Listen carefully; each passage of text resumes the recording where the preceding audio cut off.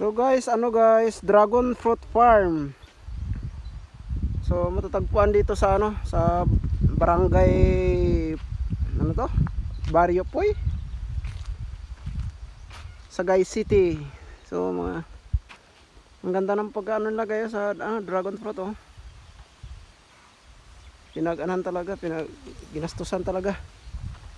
Yan oh, nag-umpisa pa lang mamumulaklak oh. Yan.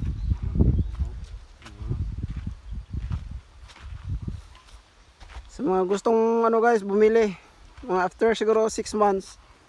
So punta kayo dito sa puntahan nyo dito sa Puy. So, after 6 months ito ang lawak oh. Yan oh, dami. Dragon fruit lahat.